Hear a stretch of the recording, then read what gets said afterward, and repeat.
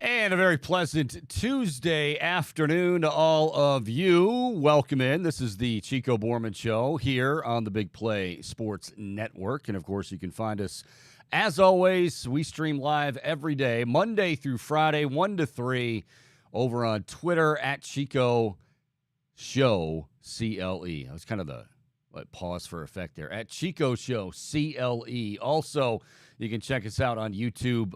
Type in the Chico Bormann Show, hit subscribe, and you are all set to go. Well, it is obviously great to be with you. A very, very nice day on the lakeshore. I can say that because we're actually on the lakeshore, Bo. You know what I noticed yesterday, by the way, is that not only were you not here for the show, but I noticed – sorry, you had good reason. But as opposed to, like, I live in Cleveland Heights, as opposed to working here closer to the lake, like, midges all over my car when I came out. The midges are definitely back. They were swarming, Chico. They were like, I mean, yeah, it was literally walking into work, brushing them away. It was, I felt like Jabba Chamberlain yesterday. Did you give him the old, oh man, what movie was it from? The old Chris Farley. Get away! Save yourselves! When he pretends there's bees. They pretend him and David. What's his name? Spade. Yeah, David Spade. Tommy Boy. Yeah, it was Tommy Boy, and he's like, "Stay away! Save yourselves! Your firearms are useless against them." Because they're avoid getting captured. It's my best Chris Farley. But yeah, there were a lot of midges, like to the point where I couldn't really get going in my car leaving the station yesterday because my side mirror was like covered with, like, hey fellas, just trying to drive safely here. There's tons of other nicer cars out there. Why the hell did you pick mine? But there's a lot of them. And so, yeah, midget season, temperatures warming. And guess what else might be warming, Bohm? Your Cleveland Guardians. Okay, it's only one win after they lost was swept in a series by the New York Mets. But, I was talking to you even though you weren't here yesterday. You made a point to tell me, Chico, watch out for Hunter Gaddis to hurl a shutout with help from his buddies, and watch out for Mike Zunino to go yard. And damn it, Bohm, if you weren't right on. If you had that on the bingo card, kids, congratulations. However you got to get it done. Okay. There were a lot of pitchforks coming out after that New York Mets series, and I get it. I mean, this has been a very rough 2.5 months. It's been tough, or month and a half. What am I talking about? But see, this is where, and like I simply tweeted something out, very, very innocent tweet. I thought after the 3-0 win, and I thought not any kind of a revelation. It was kind of one of those important to remember tweets, and I got blasted for it because people are just not in a good mood right now when it comes to the Guardians. Maybe some other things too. I simply said, okay, one day at a time. That's all I said. I didn't say Guardians are going to the World Series. I didn't say that takes care of everything. I don't know. I mean, I don't know. We'll talk to Justin Lada. I love talking to Justin Lada about the Guardians, not only the team on the field at Progressive Field, but Lake County and Akron and Lynchburg and Columbus. We'll dive into all of that with him coming up at 2. But the reality is, even though it's something that, and we'll hear it, you'll hear it from Tito a lot, you'll hear it from the guys a lot. They had that closed-door meeting, and I said on yesterday's show that Terry Francona doesn't do that very often, at least to my knowledge. Now, I'm not saying he doesn't talk to guys. I don't mean it like that. But, I mean, when he, says, yeah, we had a close. And I think it was just him saying, and he said as much, we got to focus on details. Little things are becoming bigger things, and we can't have base running errors. Josh Bell, game on Sunday. I realize he's trying to be aggressive, but got to have a better idea, better feel for how that ball is going to come off the wall. Somehow get back to first base. He wasn't able to. It's been that kind of a, what is this, 50 games into the season for this team. Now, yeah, they've had some injuries. Well, a lot of teams have had injuries. Tampa Bay Rays have had injuries, and they just kind of, here they are atop the AL East, the toughest division in baseball. But this roster, we knew, had a lot of proving to do, even after last year, because and maybe even more so than last year, because last year wasn't really about proving anything. Last year was about trying to find, okay, who are going to be some of these core guys? Who can we count on a semi-regular basis? Well, we discovered Steven Kwan can play every day. We discovered Andres Jimenez can play every day and will win it. Did I say Jimenez? Jimenez. What are you giving him a new? Add a little flair to it. Yeah, I really wanted to try to Jimenez. Add something to it. Andres Jimenez. And, won a Gold Glove, got a contract. Now you're hearing people say, oh, they pulled the trigger they didn't pull the trigger too early. Okay? You can't. He didn't just forget how to play baseball. Again, I know it's boring to hear the adjustments and the adjustments to the adjustments, but that's what it is. Like I said, now they do have something to prove, because now, they did go out last year. That happened. They won 92 games, and they made the postseason, and they did it with 17 guys making their Major League Baseball debut. And so now there's no, what's going on over in Cleveland? Oh, they know what's going on in Cleveland. They know the scouting reports are all out. And so it's going to take a while. The problem is it's been really, really tough to watch because, again, they're not getting many hits. At first your bullpen was great. Then the rotation, which you knew was going to be suspect coming in without Tristan McKenzie, and then Savali goes down, and then Plesac goes down. You knew that, wow, okay, this thing could be dicey. Bullpen was doing their job. And now all of a sudden you're getting into that point in the season, and it happens to every club, certainly when you're struggling.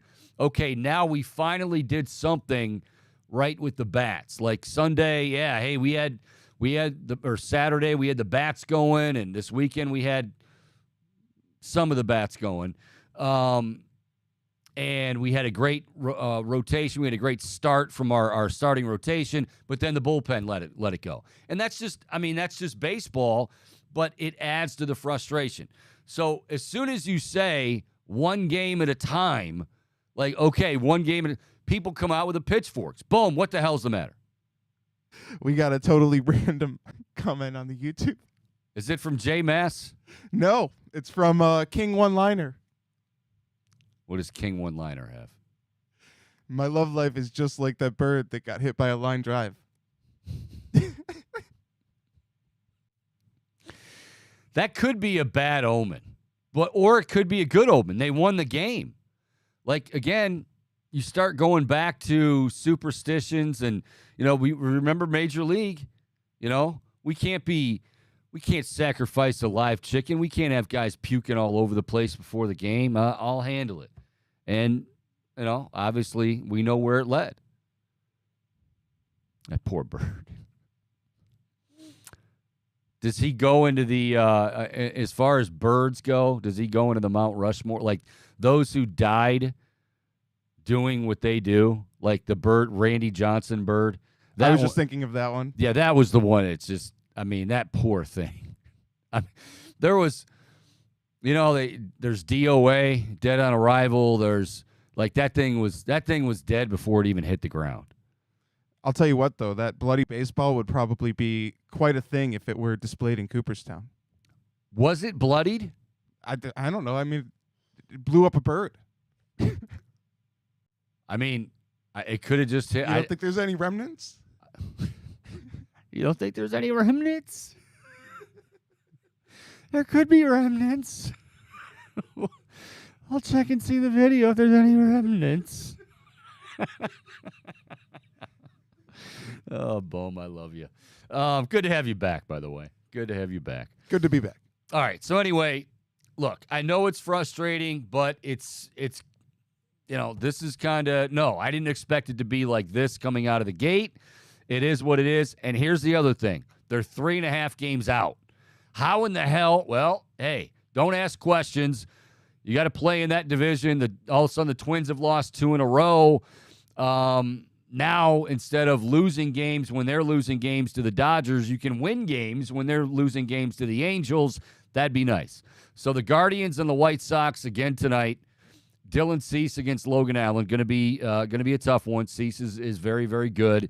And the White Sox, much like the Cardinals, who we're going to see right after Chicago, a team that got off to a very, very slow start. Of course, they've been off to a slow start for a while, dating back to last year. But getting guys back healthy, starting to round into form, same with the Cardinals. So why can't the Guardians? Why can't the Guardians? Yeah, the home runs, they're not going to turn into the 27 Yankees. No, but don't need to worry about that. They're not going to be hitting tape measure bombs here over the next couple of weeks. You won't see that.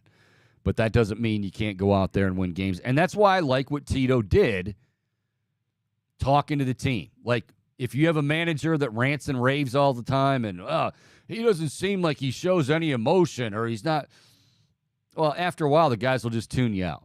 When Tito has a closed-door meeting with the club, guys are listening. Guys are listening. And according to what he said and what others said, it was about attention to detail. It was about focusing. It was about all that stuff. And good. Hopefully that gets them going on the right track. They win last night. They'll do it again tonight. 216-626-7901. 216-626-7901.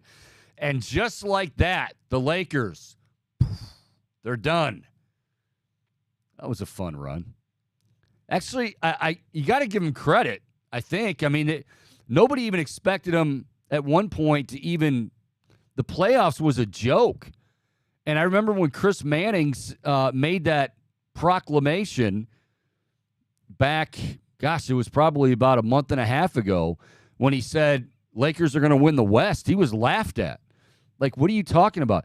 So, I mean, they did pretty well to gather themselves, made some nice, at the deadline acquisitions and Hachimura and Austin Reeves and, AD got healthy. AD actually could play a game without breaking a tone for a while.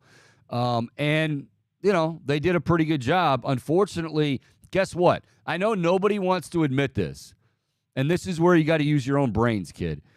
Just because the media or some members of the media or even some of your friends tell you, well, great. All year, the only thing I could think about was watching Denver and Miami in the NBA Finals. Who cares? Like, you got the best player in basketball. I want to see him. And again, he's not a highlight guy, so you don't see him a lot during the year. All you see is, Jokic on your SportsCenter highlights. Jokic, 38 points, 15 rebounds, 11 assists. Oh, triple-double. Like, you've gotten bored with this guy's triple-doubles. He's not going to be on every highlight. And he plays in Denver. Yes, Paul. He had some highlights last night, though. He did have, yes, he did have some. Wow. Yeah. Especially, I keep thinking about that 3 ball that he hit where he's like fading away and it just looks like he's just tossing it up there. and swish. Well, and you know what? It looked like it was one of those two where he was having a rough quarter. That was interesting too. He's having a rough quarter, and then that seemed to get him going, as happens with most of the stars. But I'm glad a guy like that gets the big stage instead of looking at it like, oh well, the Lakers. I'm sorry, and I love LeBron. Like if he was in, I'd be rooting for him. I'd like to see him get whatever. But the Lakers. So what? We're supposed to like. We're supposed to be revved up for a series because it could possibly be the Lakers and the Celtics. This ain't the 80s. If it was in the 80s, yeah, I'm pumped. Bird Magic, let's go. It's 2023, for God's sake. Oh, the networks, they want conspiracy theory. I had my buddy J-Mass telling me that over and over and over and over again. You watch Lakers Celtics, I'm like, I don't know. Denver and if the Celtics, I don't know. Do the Celtics get off the mat for Game 4 tonight? Boom. It's in Miami. I think the Heat just finish them off. Yeah, you know what? I mean, you heard some of the comments from Jaylen Brown after that game. It just sounds like this team is kind of imploding, and it's hard to have any faith in them putting it together in a postseason performance with their backs against the wall. Like, I don't think this is ultimately what's going to turn things around for them. It's going to take a lot more than this. Well, you don't even have to guess if it's imploding because Joe Mazzulla told you as much. Like, it's not a good thing. Now, granted, when you're down 3-0, you're not anticipating coming back and winning the series. No one's ever done it. But when your head coach just openly admits we've got a disconnect in there between Jason Tatum, Jaylen Brown, and myself. Well, that leaves nothing to the imagination. Yeah, they're struggling. Jaylen Brown might not even be healthy. Jason Tatum's a great player, but just when you think he's taken that next leap to and he is a superstar. But now with the thing that's going to dog him, and unfortunately it's just one of those things. When you get that narrative, it'll take a little bit of time before you can shed it. He's got that narrative now that, well, he doesn't have the killer instinct and he's, he gets anxious in big moments. Now, it helps if your team is actually running an offense suited for you, to you, and it's they run plays that are advantageous to you getting the ball in a good situation. They haven't been able to do any of that. But, I don't anticipate the Heat letting them off the hook for Game 4. And, Chico, the fact that this is like a light is being shined on it to the media is an indication to me that this is an issue that they are so frustrated with and things are not working. Like, they've tried to solve it behind closed doors and that's not working, and so they're taking it out to the media.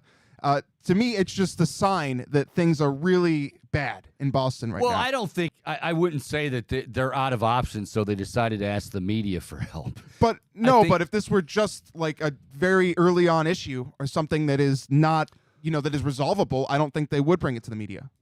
Well, here's the thing. They have no choice but to bring it to the media because it's apparent, like everybody can see it. Everybody can see Jaylen Brown upset. Everybody can see Joe Mazzulla upset. This isn't a matter of they're trying to hide something. They can't hide the fact that they can't stand each other and that there's nothing, they've got nothing of substance to go on right now. I mean, they've got talent. They have plenty of talent. But right now, it is bad. Like I said, it wasn't like Joe Mazzulla said, hey, before we begin this press conference, I just want to let everybody know there is a strong disconnect going on right now between myself, Jaylen, and Jason. Internal discord. Yeah, he said a disconnect, but internal discord is okay. Well, you are the master of the big words. You want it to be. That's a Browns word. Just circling it all back to Cleveland here. Look at you. And look at you with the easy transition because OTAs. Yeah, look at you. I'll tell you. You are something special, Boom. So anyway, game 4 tonight. You got the Miami Heat. You've got the Boston Celtics. Look, I don't know how the matchup is for. I mean, Spoelstra's the best coach in the NBA, so he'll have that advantage when, not if, when the Heat advance. But I don't care what anybody, and Jimmy Butler on the big stage too. Good. Let's see Jimmy Butler on the big stage. But, otherwise, if you just go with the notion that, well, I shouldn't watch because this isn't L.A. and Boston, or this isn't, New York, or this, I mean, those things are just so tired. If the rivalries, or if the teams that we're talking about, and normally when we were talking about those things, it was back in the 80s. If that was still the case and they were still relevant, then yes, but they're not. And right now, I am going to embrace seeing Nikola Jokic on the big stage every night. I don't care because he's the type of guy. I don't know if I'm going to say this the right way. He's the type of guy that you can't really appreciate unless you do sit down and watch him for a full game. Because if you just look at a stat line, you can look at the stat line and still be very impressed. Like, damn, that guy had another triple-double. That's all he does. Yeah, and it's, triple-doubles are pretty important. But there's triple-doubles like Russell Westbrook getting a triple-double, and then there's a triple-double like Nikola Jokic getting a triple-double. And this dude's triple-double is just on an entirely different level. And no disrespect to Russ, but it's on an entirely different level. Yeah, and when you bring in Russ, a lot of those numbers feel hollow because that Oklahoma City team was just not that great. They did not have that much success. But you see with Jokic how meaningful these plays are and how it sets up his other teammates for success, and the way that he continues to do it night in, night out. And frankly, the Nuggets being in the finals is important for Jokic's legacy. Like, this is, you could very easily make the case. I like it. Well, it is. I mean, this is the first time that he's had a run like this in the postseason, and he is arguably the best player in the league right now. But you cannot fully establish that reputation unless you're able to have some success with the NBA Finals. I feel like that's just a necessity in terms of Charles Barkley never winning an NBA Finals is always going to tarnish his legacy, But so this is Jokic having the opportunity here is big. All right, boom, I like it. Give yourself a tongue, as Jim Rome used to say. The Buckeyes get the Buckeye Leafs, and they put, just the tongue. We'll just put that on your laptop. That's not, I like that. I agree with that. I think with Jokic, it's, you mentioned it. First of all, he's a guy, and I don't, this is just my opinion. I'm not a voter, obviously. I don't know how. It's kind of like the Shohei Ohtani thing, not to that degree in baseball. But I don't know how you can watch Nikola Jokic and say, two other guys are better than he is. Or if you want to say, you know what, I can't decide between this guy and that guy, okay, I guess I'll give you that. If you want to say, well, Giannis and Jokic are, that's fine. I mean, Jokic isn't a great defensive player. So I understand that. But when you watch this guy, and again, it's okay to say, because, not everybody, I don't stay up every night during the regular season to see what Jokic is doing. So if you're one of those people that doesn't have that opportunity during the regular season, and even, with the playoffs, late games, whatever, do yourself a favor. Now you get a chance to see this guy, and again, you can't fully appreciate him unless you sit down and watch him for a full game. You can't just, because you can't just say, what were his highlights? So, well, it'll be a crazy pass. It'll be it's just consistency, getting another rebound, seeing the floor very well. That stuff's not going to make highlight reels. But, man, to be able to watch that dude start to finish, it's a treat. It's a treat. So don't listen to anybody that tells you if you're influenced very easily. Don't listen to anybody in the media that goes, oh, yeah, well, this is going to be great. I just wanted to see Denver and Miami. The market doesn't matter. Okay, just stop with that. It doesn't matter. All right, 216-626-7901, 216-626-7901. LeBron now saying that he has to consider, a lot to consider if he wants to continue to play. Raise your hand if you really think LeBron James is going to retire after this season. Boom, put the camera on yourself. Notice no hand raised. I've got the camera on myself, no hand raised. Let's ask the guy at Burke Lakefront Airport Fire Department. Whoa. Are we safe in here? Hey, before you get started, you think LeBron's going to retire? No, he doesn't think he's going to retire. Nobody thinks he's going to retire.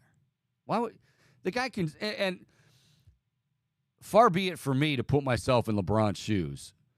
And again, I always laugh at the people that are always his detractors. Like 20 years, his 20th season, he averaged 29 points a game.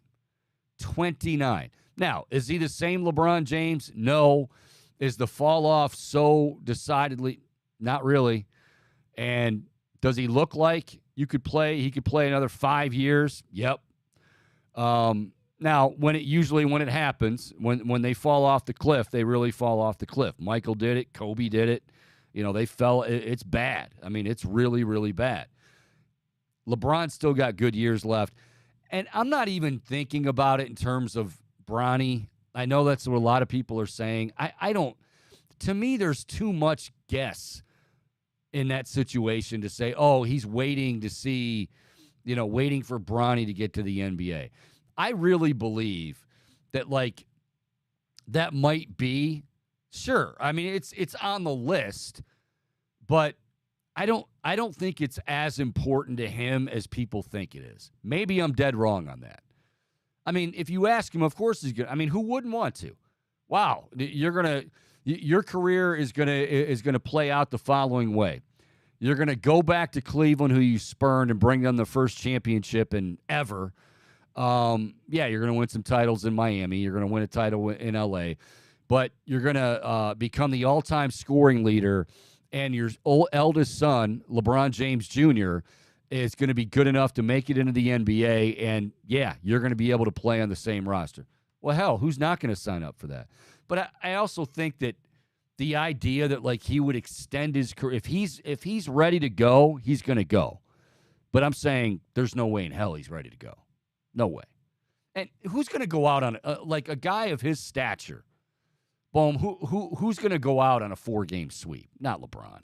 Yeah, no, and if I am LeBron, though, I'm feeling frustrated after that loss last night. And you saw, in that first half, what a valiant effort he put forth, nearly 30 points in a half. But ultimately, I think we saw Anthony Davis really struggle in that final game. And I have to imagine if I'm LeBron, I'm feeling like I had to do all of this on my own. And, I think it's just frustrating at this point in his career when you want to have all these other superstars who you can rely on because you're declining. Not declining, but I feel like his exhaustion was visible during the course of this series. He's got a lot of mileage on him. And so he doesn't want to have to carry that. And he played what? He played every minute of the first half? Yeah. Minus a few seconds. So, yeah, Chico, I think that has to be extremely aggravating for LeBron. Yeah, I mean, you're right. He was definitely very worn down. And now, yes, at the end of every season, it's not just mentally, physically, it probably takes him, and I'm sure he would admit it, probably takes him a lot longer, just like this is the beauty of getting older. Even for LeBron, what he could do and his recovery rate at 25 or 30 or even 35 is now starting to take a little bit longer. So the whole process to get where he needs to be LeBron is taking that much longer. But he's not done yet. No, there's no way he's done yet. But I will say I think it sounds like it's one of those, that's too good not to talk about. That's too juicy not to throw out there in terms of why LeBron is going to stick around if he's ready to go. First of all, you don't get to where he's been in his career unless you're a competitive freak. This guy, and I've always said this, and this always really, really gets on my nerves, especially when you go around the league and you see guys like Anthony Davis and others. LeBron James has put so much into his body, and by that, I don't just mean like, hours, physical exertion. Yeah, he's done that. But like money, sleeping in cryo chambers and igloos if he has to, like whatever it takes. So, there's a reason. It's not just, wow, he's just been really lucky. He has been a little bit lucky as far as injuries, but by and large, he has made it so his body is in the best possible shape it can be in every single season. At some point, just like you hear football players say, at some point, getting up and going to work at training camp, even though it's kind of the same old, it's just going to be too much. I don't think that's the case for LeBron James, but we shall see. He says he's got to think about it, so we'll see what happens. All right, Browns OTAs, they did begin today, right? Did they go to – I like the fact that there's silence. I love – the silence is gold. Now, again, it's just voluntary OTAs. Mandatory minicamp, I think, is June 3rd, I think is when that starts. That is, certainly – but then that's going to be – mandatory minicamp early next month is going to be the last time they practice together until training camp, which, by the way, will be a little bit earlier because of the Hall of Fame game. But, so they are somewhat underway as far as the Browns getting ready for the season. Now, when do they go to Greenbrier? What is that, like training camp? Well, they go for a week. They're just going for the first week of training camp. And that's, because the Hall of Fame game, I think, is August the 3rd. And they, like I said, they and the Jets would get, you get and like they're starting, I think they're going to start mandatory minicamp earlier than others too, because that's just part of it when you have that first game. So, they are. But I like the fact that we in past, DeJuan Jones signed his rookie contract, so boom, you don't have to worry about that. Thanos was able to baby Thanos. Is that what big Thanos? Baby Thanos? Big Thanos. Big Thanos. Okay. Just wanted to make sure I got it there. Big Thanos is under contract for the Browns, and really that's the news of the day out of Cleveland. There's nothing wrong with that. Absolutely nothing wrong with that. All right, we're going to talk some baseball. Top of the hour, Justin Lada.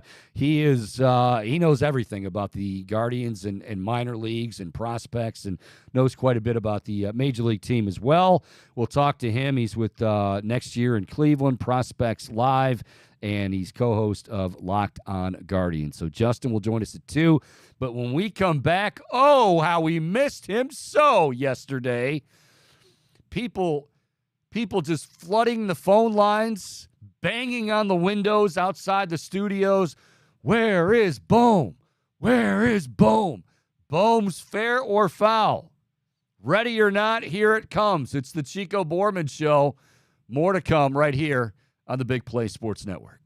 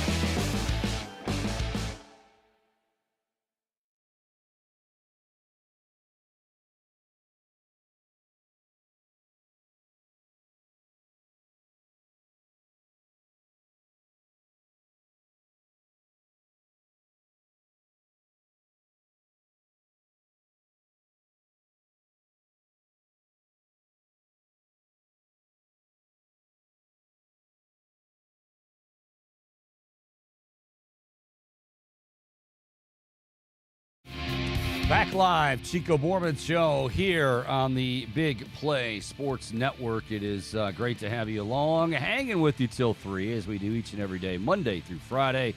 And, of course, you can stream us live on Twitter at Chico Show CLE, also on YouTube. Go to the Chico Bormann Show, hit subscribe. Much appreciated. And yeah, we'll do that. Also, top of the hour, we've got Justin Lada talking a little Guardians baseball. They won last night. Twins lose last night. Twins have lost 2 in a row. Guardians have won 1 in a row, and they're 3.5 games back. So we'll talk to Justin. We'll try to get some positivity going. We'll do that coming up. Now, Bone, before we get into fair or foul here, and folks were anxiously awaiting and very, very disappointed that you were not here yesterday. I noticed you're kind of hobbling around, a bit of a limp. Are you on the shelf, or are you day to day? Like, what's your status here at the Chico Bormann Show? Yeah, I'd say probably 15-day DL. 15-day. Yeah, they told me 1 to 2 weeks until I'm back to like close to 100%. Sprained ankle. Yeah, went for a night run. I was foolish. Should have ran on the street. Ran on the sidewalk, hit a crack, and just my ankle went like that. Well, that's dangerous on many accounts. Are you sure? Are you okay? I wanted to exercise, Chico. I just wanted to be healthy. Is that so wrong? Well, Boom, we hope that make sure you ice that puppy, do your physical therapy, and just try to be safe, Boom. You can't. I figured for sure you got it at band practice or something. You tried to rocking out too hard. Well, dove off the stage or something, trying to body surf, and there was nobody there. I don't know, crowd surf, whatever. Got a little too into it. Yeah. What do you got for me, Bo? All right. Well, let's start with some foosball, Chico. I want to talk about the New York Jets because speaking of ankles. Yes. Well, a lot of hype going into this New York Jets season, obviously, with the coming in of one Aaron Rodgers. But, Chico, I want to ask you, because there was an interesting quote from Mekhi Becton, who, I guess, some red flags organizationally, in my opinion here. So he said that he had an injury that cost him the 2022 season, and he said, quote, no one cared, and he was told that he should not be complaining and to go out and practice on his bad knee. Fair or foul that this could be a red flag for the Jets coaching staff and how they handle injuries? Well, I mean, fair in terms of it could be. I don't think it will be. What he's really upset about, I mean, let's just call it what it is. He's upset about the idea now they're trying to move him to right tackle from left tackle, and he is saying that with that move, there would be a decrease in pay if, in fact, they decided to. Because I don't think they picked up his option. Am I right? Stand by. Good question. I don't think they did. But, he did have the injury, and he's had a lot of injuries. It's not as similar to Jed Wills, because Jed hasn't had one like that series that kept you out of the entire year. Did they or did they not? They declined to pick it up. That's okay. So that's bothering him a little bit. I mean, he's not wrong. But here's the thing. Listen to what just listen to yourself, Mekhi. I was injured and missed all of 2022, and nobody cared. Like, they're running a freaking football team. I mean, I don't know what he's getting. Again, he's upset. His feelings are hurt because A, they didn't pick up the option, and B, there's talk about moving him to right tackle, and he feels that would be a cheaper option for them. So basically, Mekhi, suck it up. Easy for me to say when the guy's 6'9", 400, and he could swallow me in one gulp. But hey, I mean, you got to go out and prove yourself. And if it's at right tackle, great. That's not a good look. I mean, nobody, especially for a team that they seem to be headed in the right direction. They seem to be a team that seems like, We like where we're at. Maybe we're possibly going to be a contender. And you got this doofus complaining about how nobody cared when he was hurt. What, Bohm? Just thinking about Aaron Rodgers. Sorry. Just, there's a plane that just flew by. I was kind of wishing I was on that plane. Anyway, go ahead. If you can get through. You didn't mention Aaron Rodgers' ankle. I didn't know enough about it. Well, I mean, now these are big. It's the story that's not a big story, but it is a big story because it's Aaron Rodgers and he's in New York. He was off to the side, kind of by himself, dealing with an ankle injury. Is that Aaron being aloof? Is he not being a good teammate? Is there? I mean, these are the things that you got to dive into. Instead, you just like saying Aaron Rodgers. He's just causing a ruckus, Chico. Nobody entertains themselves quite like Michael Bohm. Anyway, continue if you can. Okay.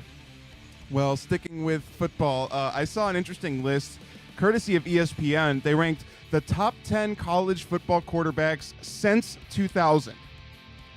Did you catch wind of this list? No, but I have a feeling I know where this is going to go. Go ahead. Okay. Number 1 on the list. Do you want to take a guess first? Oh, my God. Just have nothing to do with what they did in the pros. Correct. This is college football quarterbacks. Just college football quarterbacks. I'm going to say Vince Young. I think that's a great guess. He came in at number 3 on the list. Ahead of him at 2, Cam Newton. At 1, Baker Mayfield. Now, he did have an incredible career. Yes. Here's my thing, though. I didn't want to make this about excluding Ohio State quarterbacks from the list, right? Like, obviously, Justin Fields and C.J. Stroud didn't win anything, so I understand the logic with that. But, like, did Baker Mayfield win anything? Well, did he win a championship? It's not about winning it. They're just saying the best. They're just saying the best college quarter can't. I mean,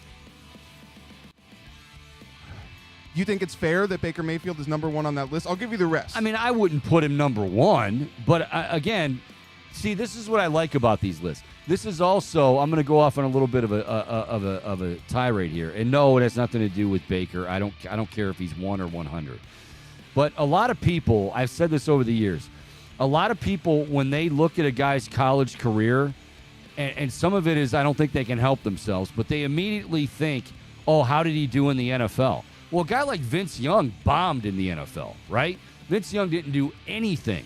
But that shouldn't take away from Vince Young, and at least for this list it doesn't. But a lot of people forget about Vince Young in that conversation because they simply focus on, well, was he a great college quarterback and did he do well in the pros? The pros has nothing to do with his college career. So, I mean, Baker did have an incredible college career. You look at his numbers, you look at, Oklahoma won a winning. Heisman. Yeah, I mean, it's not like it's so ridiculous to say it.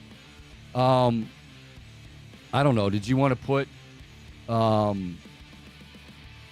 who'd you want to put in front of Baker from Ohio State? Because I know it's from Ohio State. Well, you could put Troy Smith on there, but no, Chico. I think Troy Smith. Yes, you could. Okay, I'm glad you said that. Troy Smith, you could. Now, again, this is probably more of a career like achievement. And Troy Smith didn't really, well, I mean, he did break out, but remember, he was, the year that they played Vince Young in Texas, he was benched in that game or was platooning along with Justin Zwick. I think, speaking of names, wow. But then the next year is when Troy Smith went out and won the Heisman. So I don't know, again, with the criteria with this thing, but I had to get that off my chest because I hate when people talk about a college career and they immediately think, oh, well, wait, what did he do in the pros? It doesn't matter what he did in the pros. There's a lot of guys that were great college quarterbacks, and I mean great college quarterbacks, must see. Even my old buddy Johnny Manziel, who sucked in the NFL. He was must-see TV at Texas A&M on a Saturday afternoon in the SEC. I mean, he was. So, but yeah, okay. So, number 1, Baker Mayfield. I wonder if guys like Joe Burrow Joe Burrow or who was it that Troy Smith. I wonder if those guys got knocked down a few pegs simply because they didn't have the length of a career. Like they didn't start for 3 years or 4 years. You know what I mean? Sure. And now, of note, just real quick with this list, because I found it interesting. Current Cleveland Brown Deshaun Watson came in at 6. But also 4 of the top 5, Chico, won national championships. Joe Burrow was ranked 5th. Tim Tebow 4th, and I told you Vince Young and Cam Newton. Baker Mayfield, the only one of those 5 that didn't, and he's ranked ahead of all of them. I just thought it was interesting and worth mentioning. Okay. Now, when you frame it that way, it is interesting. Although I would say it wasn't like Oklahoma just was 500. You know, they were losing in the playoffs, and, you know, he did win the Heisman. So, yeah, I wouldn't have picked him. I mean, put it that way. If you said, you know, I'll give you 10 guesses, honestly, I don't know if Baker would have been one of them. But that's okay. I can see him deserving it. Sure. Now, moving on, I got another one in the NFL for you, Chico, because I thought it was interesting. Wide receiver DeAndre Hopkins was on the I Am an Athlete pod, and he basically said some things about why he was unhappy with the situation in Arizona and talking about what he's looking for in an organization moving forward. A couple of comments he made was that he's looking for a QB that loves the game and brings everyone on board with him. And then when he was asked directly about Kyler Murray, he said, I think Kyler is a QB who loves the game as well, but he's injured. Fair or foul, this was a shot fired at Kyler Murray. I don't know if it was a shot fired, but here's the thing. He was trying to be nice. And because he's even said, and around Arizona, around the Cardinals organization, guys don't even hide the fact that Kyler Murray doesn't, they do question if he loves the game of football.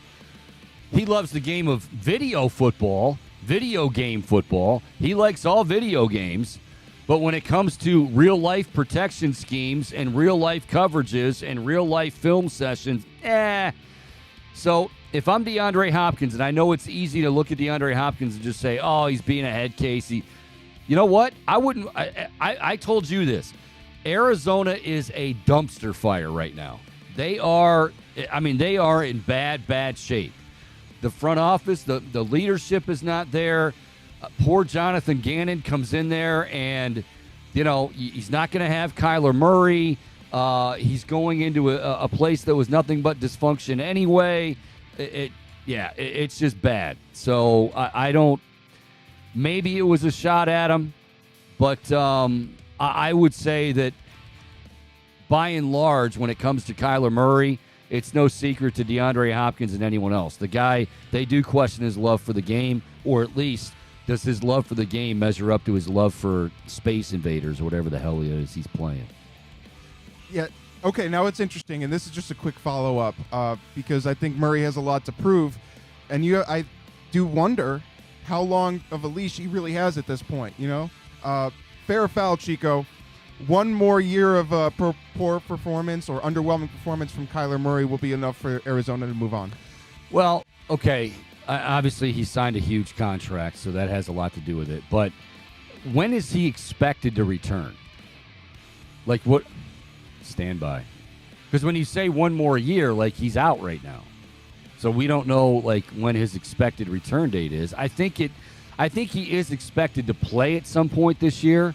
But if you're saying one more year of Kyler Murray, if he comes back in like week 5 or 6 and, you know, let's say it takes him a while to get going, which it very well could, plus Arizona will not be that good.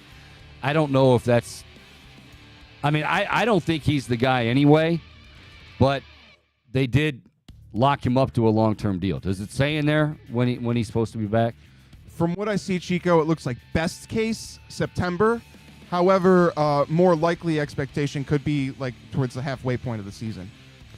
Yeah, so if it's the halfway point of the season, I don't think you can make that as a do or die type thing. But anyway, sure. I didn't realize he was going to be out for that long. So that's my apologies. But it was Boom, you don't have to apologize. You this is an apology-free zone here on the Chico Bormann Show. Duly noted. Okay, well, I want to sneak in a golf one real quick before we get to the NBA here on today's edition of Fair or Foul, Chico. Yeah. Because I think one storyline that has really caught some attention, Michael Block, who, by the way, I love Block that call. party. Yeah, right. And I loved when he had that hole-in-one and the announcer just called it a slam dunk. Like, that was so perfectly encapsulated, and it was a really cool moment seeing him soak it in and, like, just being in disbelief.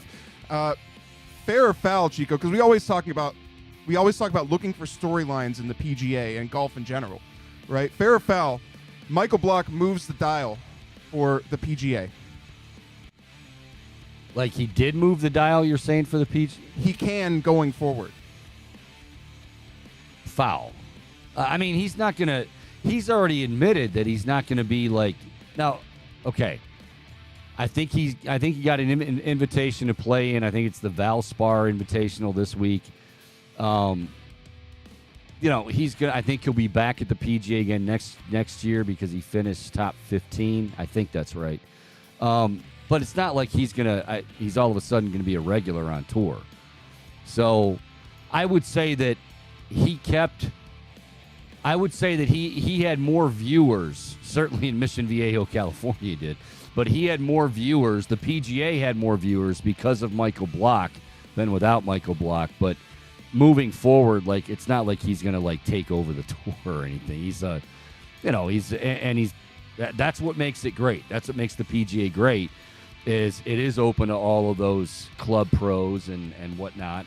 And, he goes from the lesson tee to, oh, my God, I qualified for the PGA to, oh, my God, I'm on the first page of the leaderboard.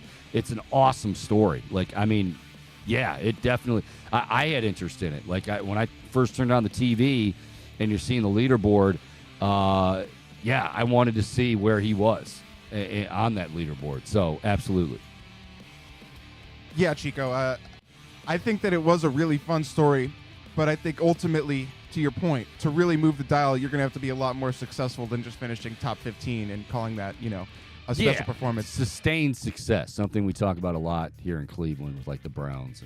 That being said, it was, I think it's still a little bit of a Cinderella story, and it was really cool to see. And, like, just Block's authenticity, you really see it shine through. Yeah. And how special of a moment it was to him. And I mean, can you write a script? The only thing better would have been if he was from Rochester. Like, oh, hey, before I came here for today's round, I had to re-grip Charlie's 9-iron, and then I came in here to play. Like, I mean, but the idea that, and then you slam dunk an ace? Like, come on, man, that's storybook stuff. Yeah, it was awesome, and honestly, golf needed it. Golf definitely needed it. It was certainly an influx of life into the world of golf. An influx of life, Bohm, it was, yes. Now, I can already envision the Disney movie about this. It's just like some guy who bagging groceries and all of a sudden he slam dunks an ace, as you said. But he's not bagging groceries. I know, whatever he was doing. Yeah. Just emerging on the scene and having a magical PGA. Here's the thing. You're not wrong, though. There were people talking about, like, a Block movie. No. I mean, it's awesome. Don't get me wrong. But I don't think it's... If he won the PGA and his life completely turned around, then yes. But if he just goes off and plays in the Valspar and doesn't make the cut, shows up to next year's PGA Championship and does okay, and then continues to rock out his lessons in Mission Viejo, California, I don't see the need to run to the box office. I mean, they made the Rookie, right, which was about Jim Morris, who was kind of a... But that was, but he was a freaking chemistry teacher. Like, he didn't have anything to do, like, he was a baseball guy. He played baseball back in the day, but he was nothing. He was a teacher. Michael Block is in golf. You know what I mean? Now, he's not a touring pro. You're all about I wonder that. what he does on his day job.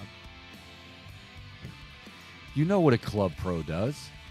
Oh, is that what he is? He's just a club pro, and he just decided to compete? What did I... Yes! Didn't I just say that? That's how he got the chance. Chico, my mind is like... He's a club pro out in Mission... That's why we said Mission Viejo, California. Totally went right over my head. Yeah, he's a... Forget it. Go ahead. All right, well, I got a bunch of NBA ones. Let's just pretend that didn't Is that what he does? No, Bohm. Actually, he works for the Parks and Rec department in Mission Viejo. Yeah. Occasionally, he likes to play the Muni. Maybe, he'll sneak in a round or two with his buddies. But we all have our moments. That's all right, Bohm.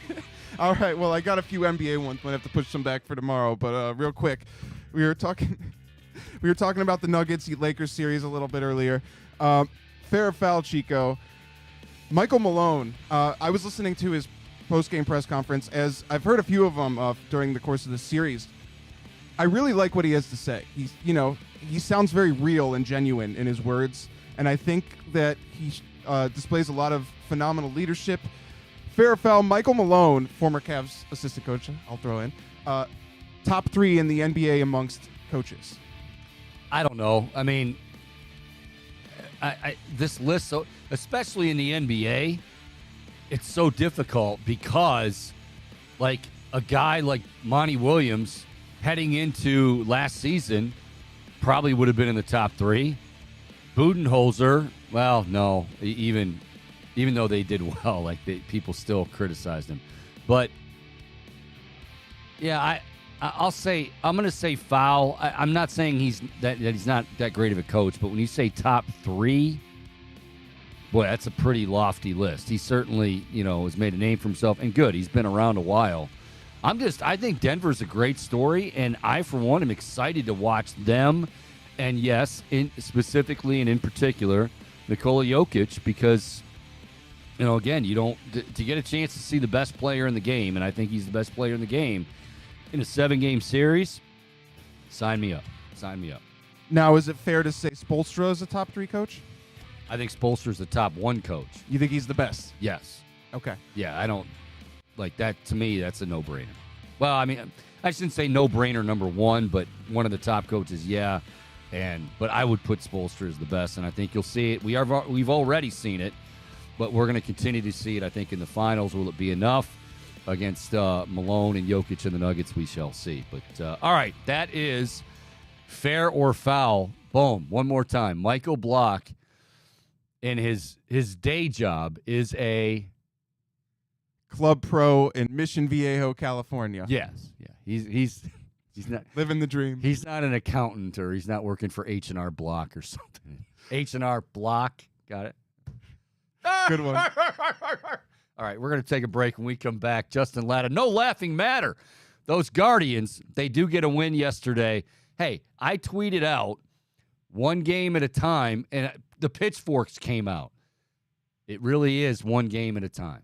But we'll try to get some perspective from Justin. We'll see what's going on the farm. We'll do that when we come back. It is the Chico Bormann Show. It returns right here on the Big Play Sports Network.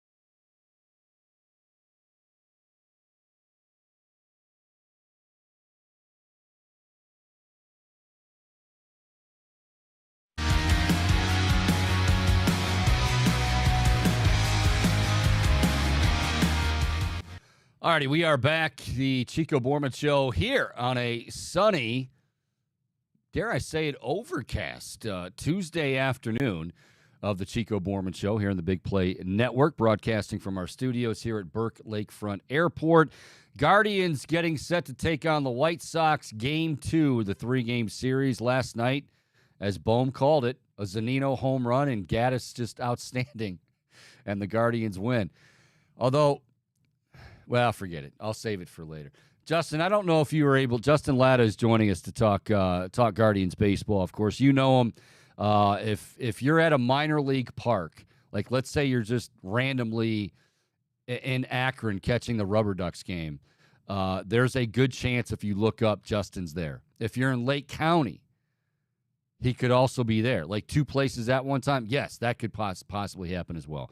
But he is Justin Ladd. He's with Next Year in Cleveland, Prospects Live, also co-host of Locked On Guardians podcast. Justin, how are you, sir? I'm doing good. You gave away my secret to cloning. I don't love that, though. Well, the people were wondering, how the hell does that happen?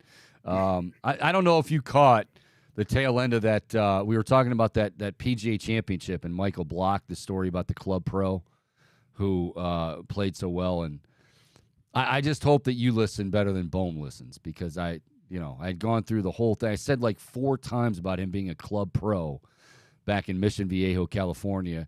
And then, how, it's still an incredible feat to qualify for the PGA and do as well as he did. But Bohm thought he was literally like just bagging groceries at the local grocery store. I go, worked at H&R Block. Yeah, or H&R Block. That's exactly right. He's like, well, what does he do? Like, Bohm, he's a club pro, for God's sake. Sorry. All right. Gotta get those headphones working. Yeah, he's if I wish it were just headphones, Justin. But all right, so the Guardians got to get a lot working. They come into today's play 21-26, so 3.5 games back. That really is the good news. The Twins have lost 2 in a row. I was kind of hoping, okay, Twins are on the West Coast, still on the West Coast, but when they were facing the Dodgers, boy, good opportunity for the Guardians to gain some ground there. That didn't happen. We know what happened against the White Sox at their place. You had the Mets over the weekend, but they get a win. I'm trying to find any kind of silver lining I can. And I guess the best thing I can say is that, hey, I know it's been frustrating, and it has been. It's not just, it's early in the season. Yeah, it's early in the season, but their style of play, when you're not getting on base and you're not moving guys over and you're not doing everything but hit home runs, when that's not even happening, you look really bad.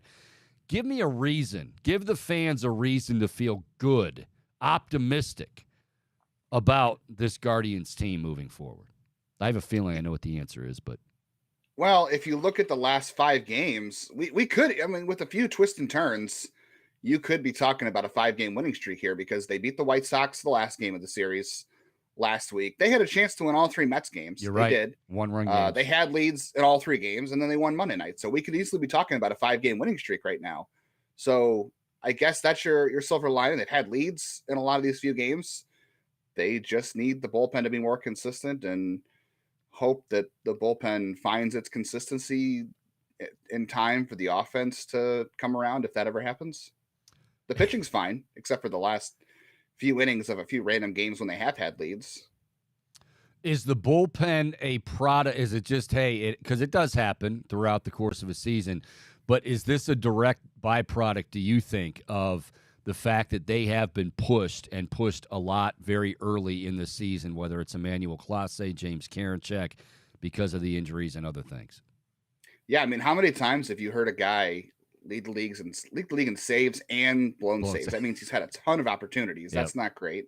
They haven't had any breathing room in any game. So every time they have a lead, they have to go to Clase. They have to go to Karinchak. They have to go to Stefan. It doesn't matter. They have to have a lead. You can't have a 5 or 6 run lead and then roll out, Xavier Curry for an inning or Eli Morgan to clean it up and give your bullpen the night off. I think there's part of that, but my worry is always that bullpens are never the same year to year. They can be very volatile, and all these guys did pitch into September or October last year for the first time. So hopefully they will they haven't been terrible. If you look at some of the stats, like the bullpen hasn't been awful.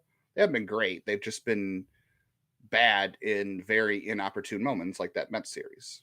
Yeah, and we're talking to Justin Lada again. You can follow him on Twitter at JL_baseball, again, with rights for next year in Cleveland, Prospects Live, and co-host of the Locked On Guardians podcast. Guardians getting set to take on the White Sox tonight at Progressive Field. They come in 3.5 games back of the Twins. Yeah, that's there's a way to look at, like, if we go back to last year, and I know Tito's even kind of talked about it a little bit. Last year they had a lot of those close games. Last year they had a lot of those one-run games, and, well, they went their way.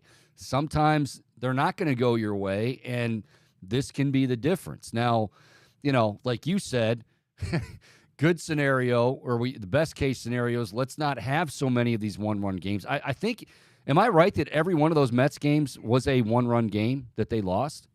Yeah. Yep. I mean, that's just, after a while, that just starts to, I think, wear on you a little bit. Let's go to the offense quickly, and we're still going to talk about some of the guys on the farm and whatnot.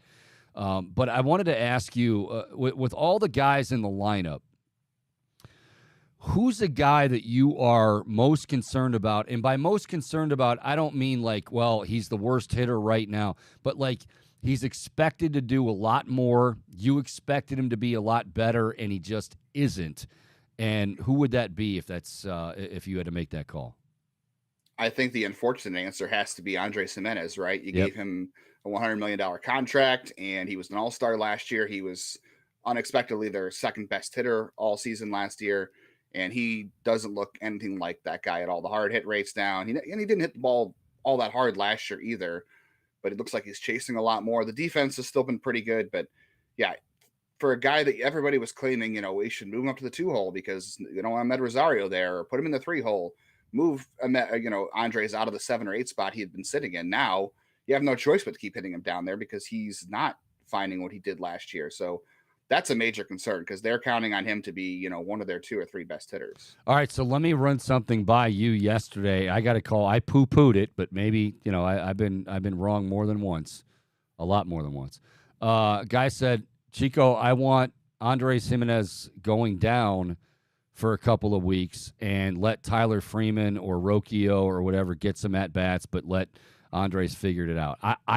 The reason I poo-pooed it was I thought, and I don't know this to be true. You would certainly be able to speak better to this, but I feel like he's a guy that would go down there and rake at AAA, which is great. That's what you want him to do.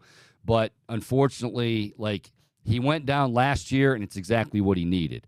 I don't know if this year that's the answer, but maybe I was too quick to dismiss. Your thoughts?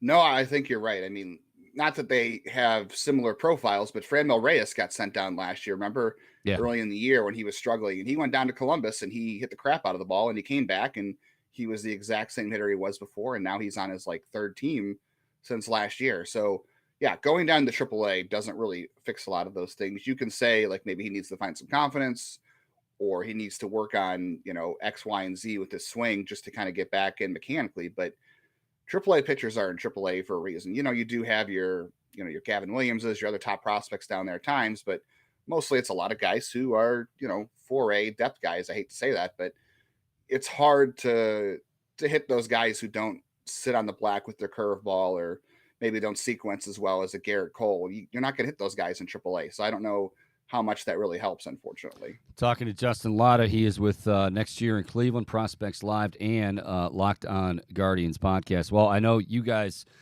you were talking about it on the podcast. You've written about it. We're all anxious to see. Now, of course, Zunino went deep yesterday. Of course he did. But it has been to say struggle is putting it nicely. With Bo Naylor, his bat might be ready right now, Major League ready, defensively. And before, I guess I was telling people the other day that, it's easy to say, well, defensively he's got to get better. But when you're a catcher, there's so much involved in that defensive as far as calling a game and all of that. But you have mentioned, and you talked about it, could Bo Naylor work out his defensive deficiencies and get better defensively at the major league level? Is that a realistic option, do you think? It's a lot harder. I mean, obviously with the offense, you're facing better pitching. So, they've always said that any offense coming from catcher is a bonus for them. They really rely on defense, and they've got a lot of young pitchers. But Bo has caught, Tanner Bybee. He's caught Logan Allen. He has caught Shane Bieber as well. So you are relying on him a lot to handle a major league pitching staff, and you're trying to get back, not into the race, but you're trying to turn things around this season, and you're expecting to face major league pitching an extended look for the first time. So that is a lot of challenges.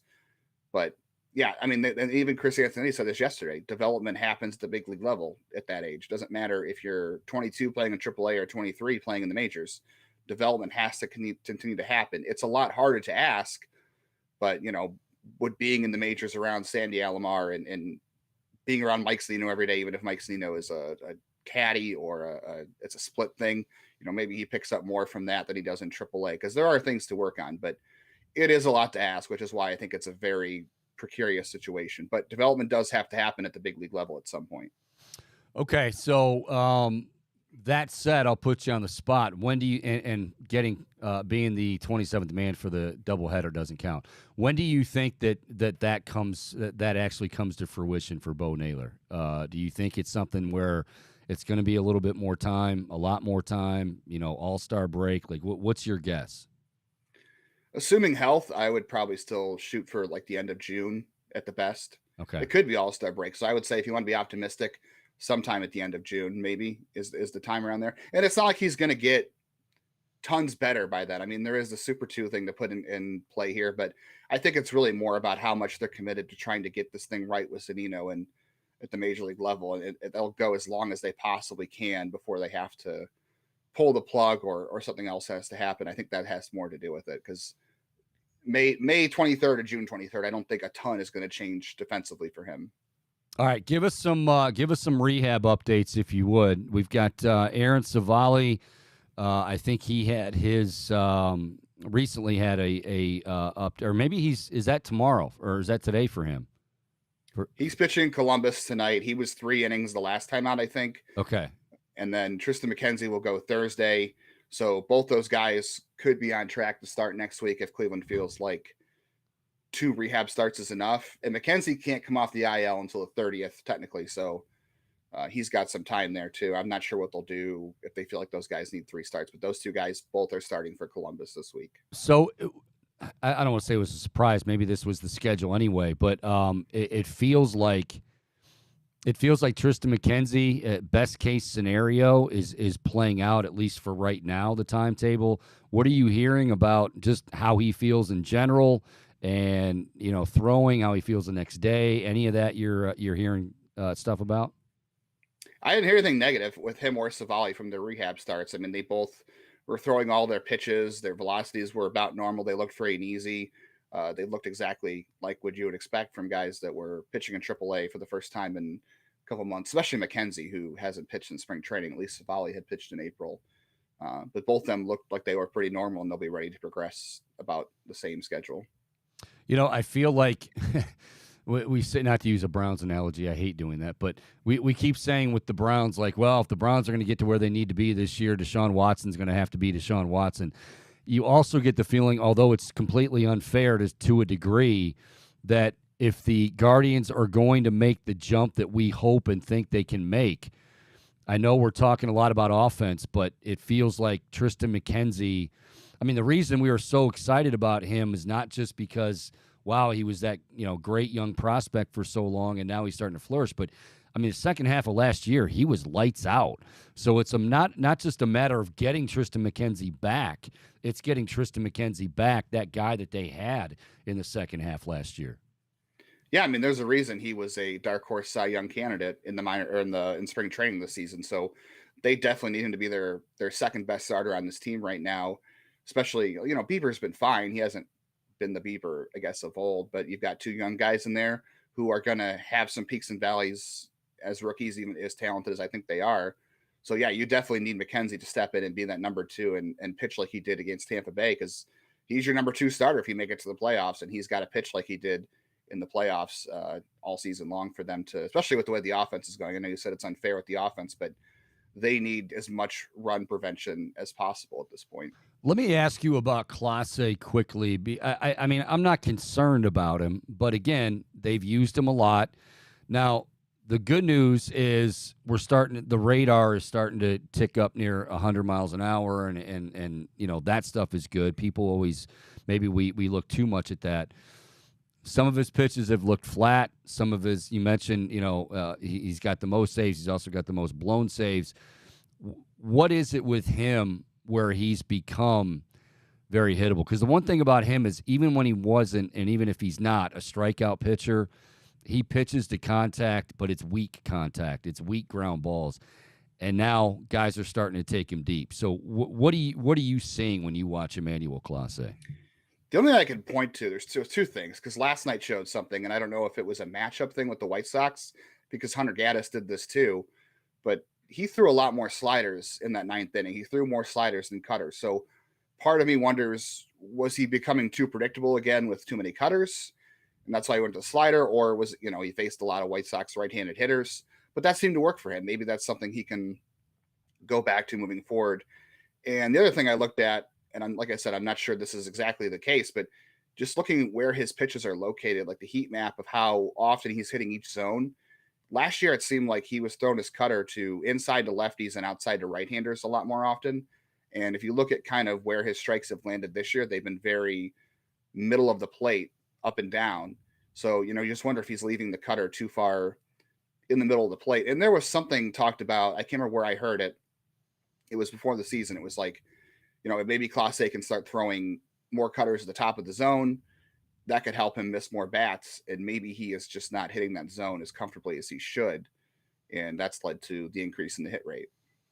Okay, a couple more minutes with Justin Lada, of course, again with Locked On Guardians podcast, also writes for Next Year in Cleveland and Prospects Live. So you want to check him out. As I've said, if there's somebody that knows more about the minor league system, other than the guy heading up the minor league system, then I haven't met him. Justin just does a tremendous job. Gavin Williams, starting to get, I mean, not that it's a surprise because he's a top prospect, but you're starting to, like, every time he has an outing, you're starting to get comments or hear comments from somebody going, my God, he's sitting at 100 and he's filthy. And he's what's the latest on him? And you hate to, I don't want to factor injury into this because hopefully we get some guys back healthy, but how soon do you think he could debut? I think for Williams, you're looking, like you said, and unfortunately it is an injury situation for him because that is not a guy. I think they were forced into the Bibee situation, I should say. Allen was going to come up at some point this year anyway, and injuries forced them to call up Bibee maybe sooner than they wanted to, and Allen. And I think it's an even harder case to make for Williams, as good as he is, and he's probably ready, right now. I mean, I don't know how much more he can blow his fastball by AAA hitters at this point, but it is an injury thing. It is an opportunity thing because there's no, he doesn't have to be on the 40-man roster till next year. And he is a Scott Boras client, so that does factor into things here. And, there's going to be a case for Super 2 and the arbitration years of control with all that. So, you're talking, if it's going to be this year, you're talking after those deadlines, which could be end of June, early July, or it could be middle June. But so not before then, but it's all opportunity based because that's not a guy you want to call up for a one spot start. Like, there were a lot of people who wanted him to make Monday start, but you are getting McKenzie and Savali back. So bringing him up for one or two starts, if there's another long-term injury, sure, he's definitely the guy and he's definitely ready to step into that role. But I could see a scenario where if they are contending all year and they don't trade Bieber or they don't trade any kind of pitchers and these guys stay healthy, that you may not see him this year. It could be next year. That could change if they trade somebody or somebody else gets hurt, then they have room for him. So I think it really is all about opportunity for him. And, obviously his situation with his agent does change things versus other guys. Justin, I'd love to say that I didn't forget about Zach Plesac, but I've forgotten about Zach Plesac, and that's not a good thing. It's kind of just, I think you go back to last year and struggles, and then this year struggles, and I feel like, or at least a lot of what I heard, because this came from him during spring training, that he worked on more than anything else, it was kind of just between his ears, he said. He said he was just trying to relax more. And we kind of, some might hear that and roll their eyes and go, whatever. It is a big deal. Was there something mechanically, or is there something mechanically that he's working on too? And do you have any kind of progress update with Zach? I don't know if he's working on anything mechanically right now. The mechanical thing outside of what you said about relaxing on the mound more was trying to stay over the rubber more and stay on top of his pitches and follow through a little bit better. It seemed like the way he was releasing the ball. So that was a big change for him. Obviously, whatever it was did not work out this year. He gave up 3 home runs in his last start, and take some of that with a grain of salt because the Columbus ballpark is very, very homer prone. It's kind of a bandbox.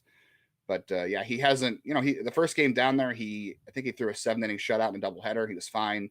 And he's missed enough bats. He just, he's had walks, he's had homers. It's kind of, unfortunately, been the same story. I think he's probably getting away with a little more pitches than in AAA just because it is the AAA level. I always think of, you're the one guest that every time I think I'm wrapped up, I think of another name. And this is a product of, again, Justin just being everywhere and knowing all these guys. But did I see where George Valera went back on the DL, and how serious is this? Yeah, unfortunately, he's back on the IL. He had a hamstring strain. They're still determining the timetable right now. Okay. They're hoping it's not serious. It didn't happen in the game, so they're hoping it's a minor injury. But, yeah, he has had a hamstring issue in the past. He's had multiple wrist issues. So, yeah, unfortunately, he was back for 5 games, and he is now back on the shelf. What do we need to know about Juan Brito? Stop comparing him to Jose Ramirez. A lot of people really want to compare him to Jose Ramirez. We should really stop that because that's very fair. No, he's a fun player. He doesn't swing and miss a lot. He knows the strike zone. It's going to be all about the bat for him. He's not much of a runner. The glove is kind of a question mark right now, but everything hitter wise, he looks very hitterish. I guess that's the best term I could say. So he gets the ball in the air. He can hit home runs. I think if you want to get excited about his offensive future, like there is a chance where he can be a 15, 20 homer guy without major power because of the way he swings the bat and the way he stays in the zone. That's as close as he'll get to Jose Ramirez right now. Well, you called the Mike Zunino home run last night, according to your woman there on Twitter. So you going to make any proclamations for tonight? That was all her, actually. She's the one who called it. Oh, she did it. I thought it said you did it. No, she did. I get all my baseball knowledge from her, actually. That's how I'm in 2 places at once. She's somewhere and I'm somewhere else. That's where I get it all from. I see, and I always thought that Jake knew the most in the family, but it's clearly Grace. Not even a thought about that. Oh, she's at baseball games way more often. Yes, because I drag her there, obviously. Yeah, I was gonna say. I mean, if she wants to hang out with you, she's gonna be in a clubhouse somewhere in Lake County, Akron, Columbus, major leagues level. Yeah. So, well, Justin, you do great work, buddy. We always appreciate it. It's always good to get the updates. Hopefully, we're gonna start getting some better things. We're gonna go with that. The last 5 games go a certain way. Could be on a 5-game winning streak. We know they're not, but hopefully things are about to turn. Hey, the White Sox, things are turning for. Cardinals, their next opponent. They were dead in the water at like 10-24, and then the Cardinals went and won, I think, 11-15. So it can happen. It does happen, and we need to remind ourselves, as frustrating as it is May the 23rd, for God's sake. And the division stinks. Yes, and the division stinks. Justin, we appreciate the time, buddy. Keep up the good work. We'll talk soon. Appreciate you. Thanks, man. All right. That is, again, Justin Lada. He is with Next Year in Cleveland, Prospects Live. You can follow those both on Twitter at Next Year in CLE, at Prospects Live, and then, of course, the Locked On Guardians podcast. So great stuff from him. We will take a break. When we come back, unpack a little bit of what he said. One thing in particular, too, in regards to that bullpen and also Andres Jimenez, and we'll talk about that. And a story about, well, I live in Cleveland Heights, and I love Cleveland Heights. But apparently there was a rule or something enacted by those in power that I am absolutely dumbfounded by. I'll explain what that is. Continues to be next. It is the Chico Bormann Show, rolling along right here on the Big Play Network.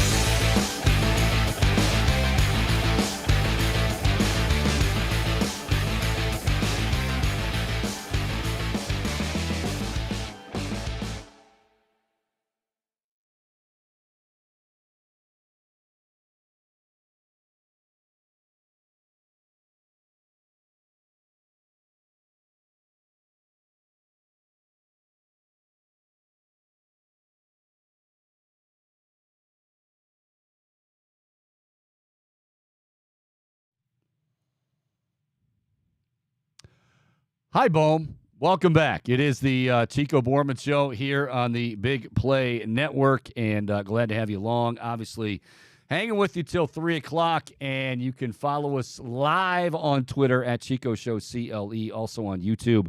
Go to the search button. I'll go to the search button when I know when to. Why didn't you say something, Bohm?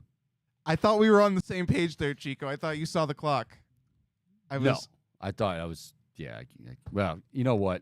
I wasn't looking up. If I was looking up, I would have seen your finger pointing at me. So it's kind of like me missing, the Club Pro from Mission Viejo. Yeah, we got to find that, by the way. That's still I mean, I know I mentioned it at least 3 or 4 times, and each time it just went right over his head. All right, before we get back into it, and I want to unpack a little bit of what Justin said. Guardians getting ready for Game 2 of the series with the White Sox tonight. Mentioned the team coming into town after Chicago, St. Louis. They were dead in the water, 10-24. I mean, people in St. Louis, and they love their baseball in St. Louis. They're like, shit, this is over. All of a sudden, they go win 11 of 15, and they're cruising.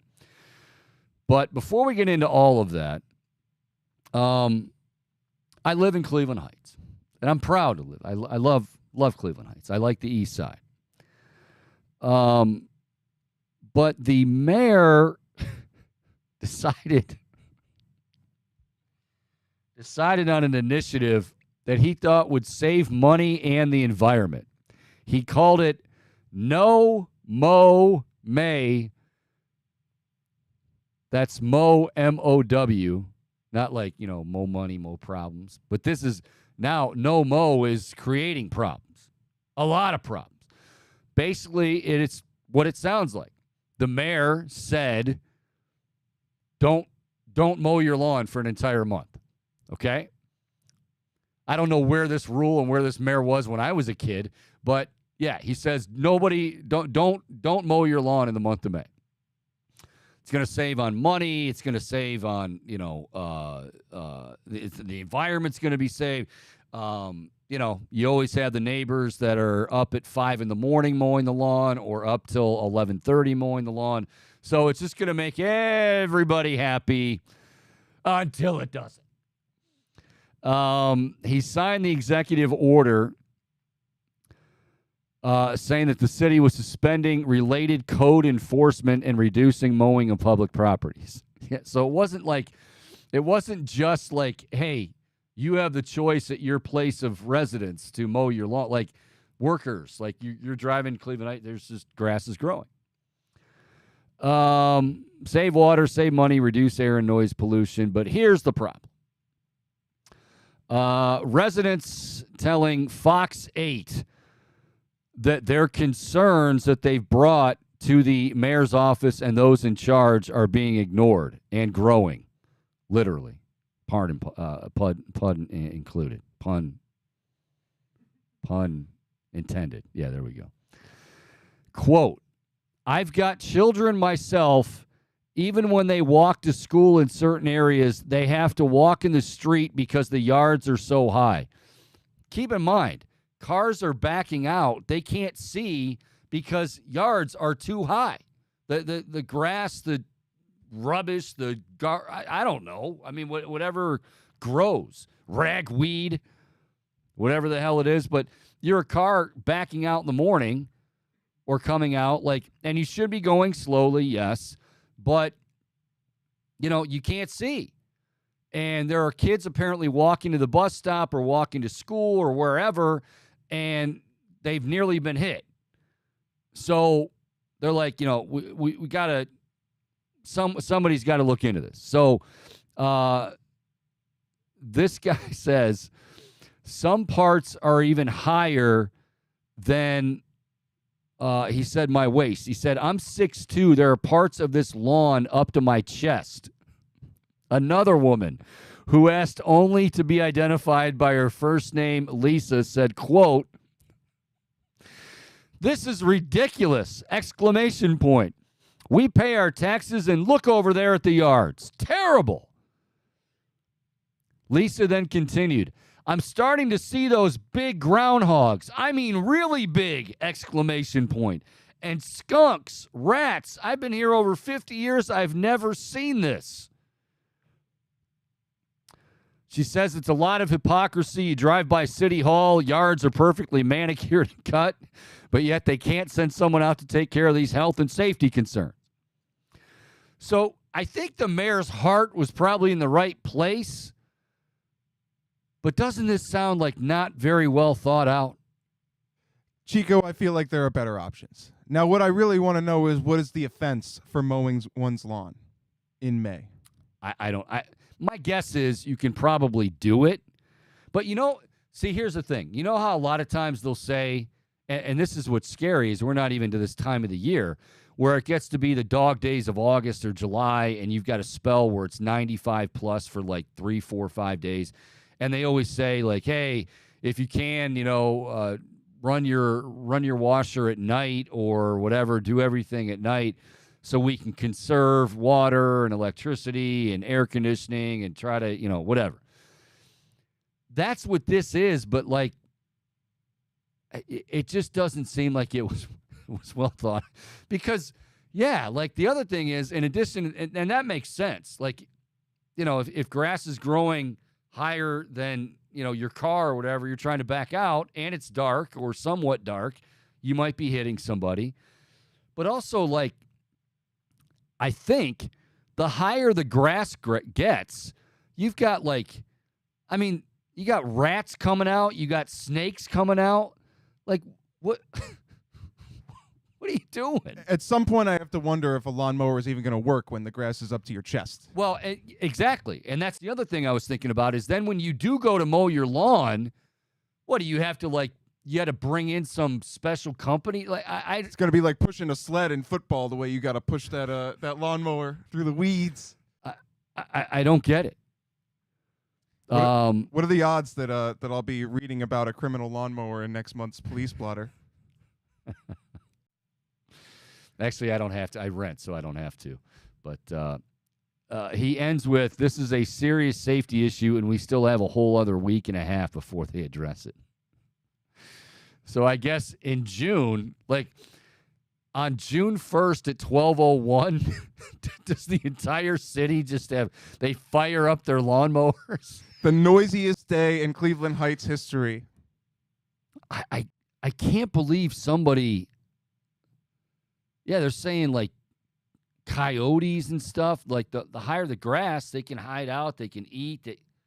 You're creating a new wilderness, Chico. You're practically begging these creatures to come hang in the heights.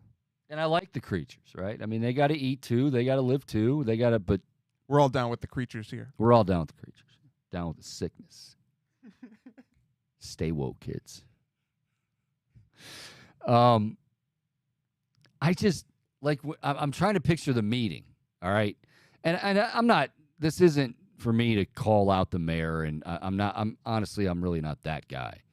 I think it's more funny than anything, but again, I also don't have a kid that maybe came close to getting hit because of this, and that would tick me off. I'd go nuts. But didn't somebody in the meeting go, yes, Joe, what, if we let all of this grass and stuff grow for an entire month, don't we think that, it could be a safety hazard? And then, when we do try to trim it up come June, it could be a really tall task. And if grass is... Because here's the thing. This is when the grass is growing, right? You're getting a lot of rain in April, May. We've had stretches where, so as soon when it's raining like that, then you get a couple nice days, that stuff's growing like weeds. I mean, it's what are you doing? No devil's advocates allowed in that meeting. I just want to see. I'm sorry.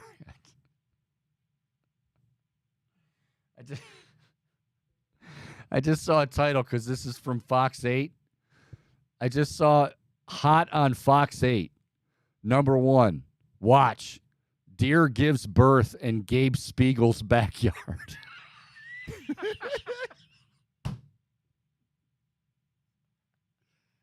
Top story. Wow. breaking news. We have a deer who is having contractions. Let's go to the scene, and we believe. Oh, that is Gabe Spiegel's backyard, where that deer is about to procreate. Well, I'll be darned. All right, that's enough of that. I don't understand that thought process, and I hope that if people want to mow their lawns, like mow your lawn, and there should be no. I don't think there's any repercussions. They might. But what are they going to say now, especially after this comes out? They probably give you a ticket, fine you. Yeah, and I'd probably take the ticket, tear it up in little pieces, and throw it in the 6'2" grass and say, well, if you can find it and put it back together again. Then that turns into a war, and that's how you get arrested for mowing your lawn. Yeah, I got to be. You know what? Hey, I get tickets every now and then parking on the street overnight. Sometimes you got to be in your driveway, and that's fine. You got a law-abiding citizen. This is a little different because there was no need for it. Like, were we all of a sudden, was there somebody came into work one day at City Hall and said, boy, I don't know about you guys, but the pollution is way up, the noise level's way up, and we're spending just a ridiculous amount of money on gasoline and lawnmowers and all to mow our lawns. Like, how did this whole thing begin? I have a solution, Chico. Use a machete. Just you might need one. Yeah, so mean, you that's can mow the your loophole. lawn. Yeah, you might need one just so you can then get to your mower. Yeah, because you take your mower to that stuff. It's technically not mowing. You're cutting grass. Thank you, Bo. What is Michael Block's real job? Club pro in Mission Viejo, California. All right. Now we're rolling. All right, 216-626-7901. Maybe that was only something. And you know what? I don't know if I bring it up if it wasn't Cleveland Heights where I live, but I just found it odd. I found it very odd. You don't live far from me, do you, Bohm? You're in like the Beechwood area? Yeah. Yeah, can you Beechwood. Like, I would think people in Beechwood, Papa Bombastic would probably he'd be bitching up a storm if that. You know what? I think Beechwood gets on people's cases when lawns start to look a little bit messy, a little overrun with weeds. And that's okay. And that's something that I didn't even address. And like, I've noticed it in my neighborhood, but I just thought, again, it's May. People are, maybe they kind of got the blues, right? Oh, it's been raining and I got a ton of yard work to do. But now that I know this story, it's like every time I drive through my neighborhood, I'm like, well, don't blame him. He's being told by the mayor not to mow his lawn. Like, well, I'd really like to make my yard look nice. I'd like to make my house look nice. Nope. You will be fined for that. You will be fined if you try to beautify your home. It's crazy. Shame on you. Shame on you. All right. What else do we got here? I mentioned Guardians in town again tonight, taking on the Chicago White Sox. Dylan Cease won't be easy. Dylan Cease, well, he hasn't been Dylan Cease-like. See, the White Sox are starting to get it together too. Not to the extent of the Cardinals, but, the White Sox are another team where you say they're just too good to be where they're at. But we said that all of last year. They had some significant injuries. Now they're starting to get some guys back. Now their pitching is starting to become a little bit better, and now the White Sox are kind of right there. So,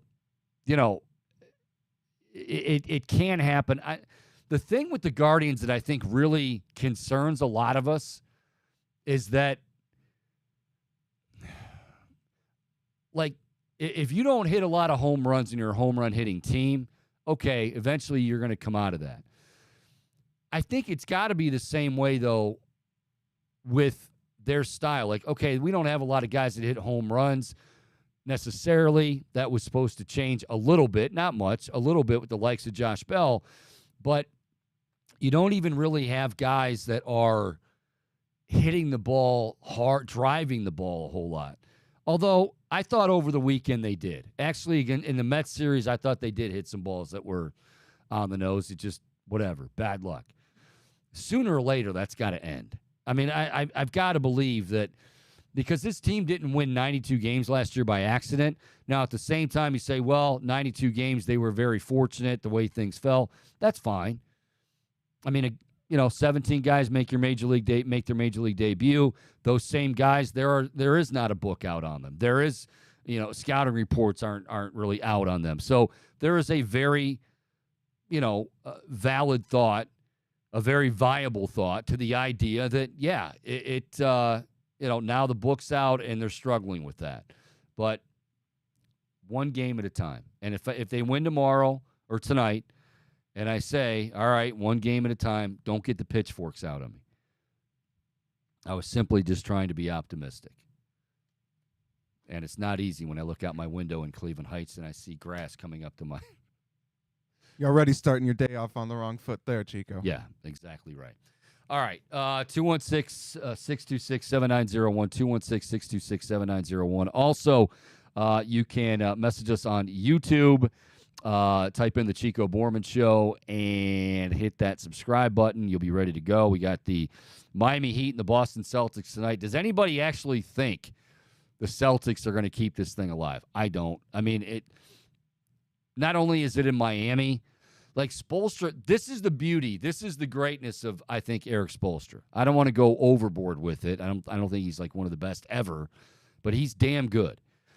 A guy like Eric Spoelstra, one of the things that makes him so great is that his attention to detail is, he will leave no stone unturned. So game plans, he's gone over everything with that team. So they're going to be well prepared. And the idea of Miami coming out with no big deal, we're going to cruise here. It just doesn't strike me as something Eric Spoelstra would allow to happen. So I think Miami on the road, or Miami at home. Boston is already not only down 3-0, but they're just down and out, period. On the court, off the court. You got, what is it, Bohm? What do you call it? Internal discord. Internal discord, according to not a disconnect. Bohm says internal discord with the likes of Joe Mazzulla, Jason Tatum, and Jaylen Brown. So, you got that working against you as well. This is crazy. Who would have thought that both of these series, Western and Eastern Conference Finals, would be a sweep? And that's what we're looking at. But in terms of Nikola Jokic, look, don't let everybody in the media influence you, or don't let bigger markets influence you. Oh, well, I don't care about seeing Denver and Miami. You want to see the best teams. Like, you're telling me Denver's not the best team in the league? You're telling me that Nikola Jokic is not the best player in the league? Watch the Denver Nuggets. And you're going to get a chance to over a 7-game series. And that's, you're not going to see Nikola Jokic on highlights. You're not going to see him on SportsCenter with some crazy dunk. I mean, not that he doesn't make plays where you go, wow, but he's just not that type of player. Then you factor in that he plays in Denver, Colorado for his home games. You don't get a chance to see him. I would say to hell with seeing L.A. or Boston or big markets. Let's enjoy seeing the best player in the game play the game the way he does. He's a triple-double machine, but this isn't like Russell Westbrook triple-doubles. These are triple-doubles, and look, triple-doubles are hard to come by. I'm not scoffing at Russell Westbrook's triple-doubles, but when you watch Nikola Jokic post a triple-double, he sees things that other guys don't see. Oh, by the way, he's a big man. Oh, by the way, and the thing that's been great about Denver is not only do you get Jokic playing the way he's played, but Jokic, he's going to wear down. I mean, and that's okay. That's understandable, especially the way he comes out and carries them.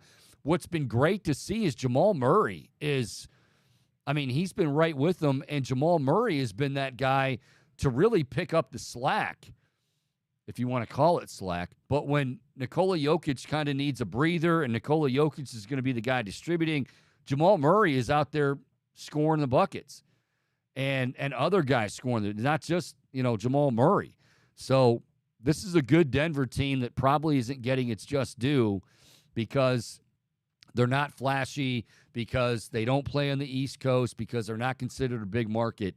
Don't let that fool you. They're going to be a fun team to watch in the NBA Finals. Yeah, Chico, this is a deep roster, I feel like, with the Nuggets. You saw players like Kentavious Caldwell-Pope. You saw Aaron Gordon delivering in key moments. Michael Porter Jr. knocking down some big shots. Like, this is a team, Chico, where you see guys who can step up at any moment. And so there's a lot of excitement to be found all across that Nuggets roster. Yep. By the way, ESPN, closing things out here, ESPN is reporting, according to Jim Irsay, apparently, he said the owners are set to extend Goodell through 2027. I feel like that was old news. Didn't he get that approved a while ago? Chico, I just feel like, color me shocked. Well, I don't think people, let me look this up, because I've heard varying reports on what he makes a year. I was under the impression it was around $60 million. And here's the thing. Whatever he makes, he's worth it. I mean, I don't like the guy. I don't like how he goes about business in a lot of areas. But in terms of making the league money, but see, that's just it. That you can't say that without saying, yeah. So if you're gonna make $110 million from Peacock for the right, you get that money from Peacock for the rights for one playoff game, yet you have to lay off NFL media, people in the media, because you can't pay their I mean, you just got $110 million for one game. One game. Goodell, quote, "I love my job." You should. That you do, buddy. Yeah, you definitely should.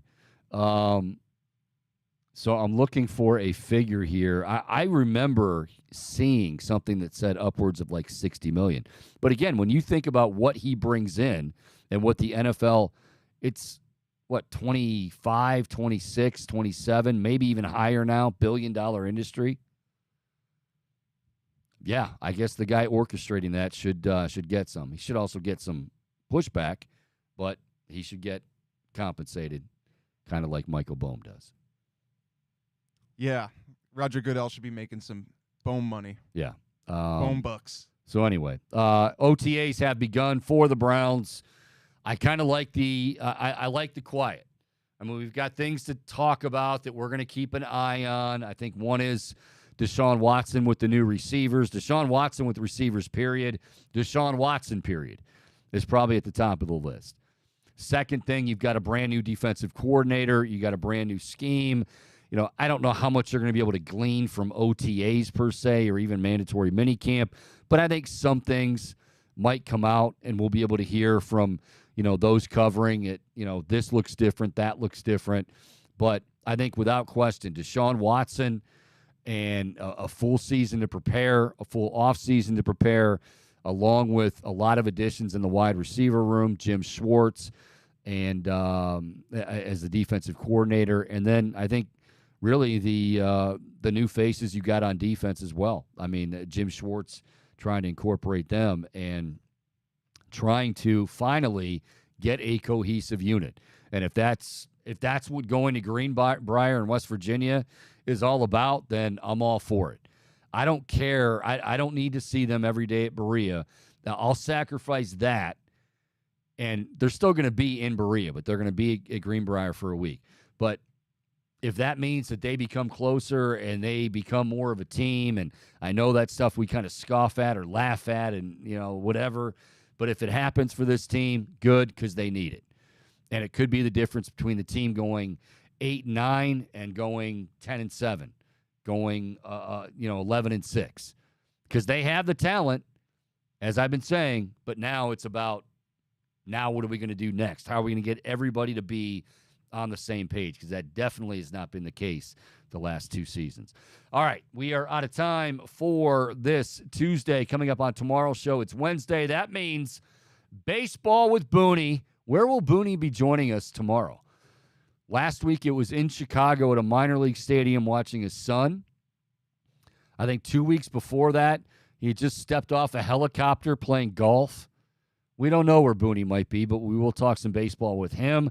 Guardians, let's make it 2 in a row tonight over at Progressive Field. Hopefully that one comes to fruition and all that good stuff. Want to say thanks to Justin Lada for joining us earlier, talking some Guardians baseball, and Michael Bohm, who just now figured out that Michael Block is indeed a club professional, not bagging groceries, not working at H&R Block.